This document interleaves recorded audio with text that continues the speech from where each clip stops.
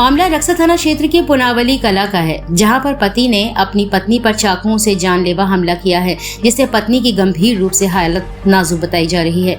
पुनावली कला के रहने वाले रामकिशन पाल की बड़ी लड़की वंदना 23 साल की शादी रामकिशन पाल के द्वारा बड़ी ही धूमधाम से 5 वर्ष पहले इंदरगढ़ के ग्राम रमदेवा निवासी रविंद्र पाल पुत्र अमर सिंह पाल से की थी।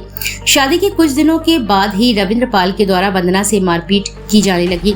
इसके बारे में उसने अपने घर वालों को भी बताया।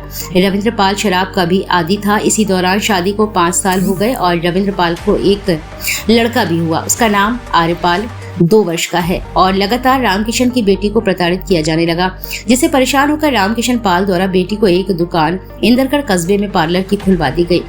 उसके बाद भी लड़ाई झगड़ा शांत नहीं हुआ तो 1 माह पहले रामकिशन की लड़की वंदना अपने बच्चे आर्यपाल के साथ अपने मायके पुनावली कला में आ गई और उसने यहाँ पर भी रक्सा पुनावली मार्ग पर पुनावली गाँव में ही बबलू वर्मा के मकान में किराए से पार्लर की दुकान खोली। आज जब वह अपनी बहन पूजा पाल के साथ दुकान पर थी, इसी दौरान रविंद्र पाल अपने एक साथी के साथ मुंह बांध कर आया और आते ही वंदना से झगड़ा करना शुरू कर दिया। झगड़ा होने के बाद रविंद्र पाल द्वारा चाकू निकाला गया और 3-4 हमले किए गए, जो सीधे उसके गर्दन के आसपास तथा चेहरे पर लगे। गंभीर रूप से घायल हो गई वह और बहन पूजा पाल भी घबरा गई और वंदना के लड़के आर्य को लेकर दूसरे पड़ोसी के यहाँ भाग गई। हमला करने के बाद रविंद्र पाल अपने अज्ञात साथी के साथ भाग गया। हमला पूरा योजना बाधित तरीके से किया गया। रविंद्र पाल दुकान में जाकर हमला करता रहा तो वही दूसरी तरफ अज्ञात गाड़ी स्टार्ट किए हुए बाहर खड़े रहे। सूचना मिलते ही रक्सा पुलिस मौके पर पहुंची और घायल अवस्था में 108 एम्बुलेंस के जरिए वंदना को मेडिकल कॉलेज भिजवाया गया, जहां उसकी हालत गंभीर बनी हुई है।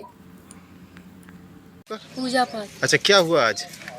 आज हमारे हम सड़क दीदी को खाना देने आए थे, तो हमारे जीजा जी आए और दीदी के साथ थोड़ी बातचीत की और चाकू से और हथियार लिए थे और चाकू से दे गए और उन्हें बहुत सारी खरोंच लग गई। चोट आई? कहाँ चोट आई? फेस पे। कहाँ? किस गांव का मामला है ये? पुनावली कला का। पुनावली कला का।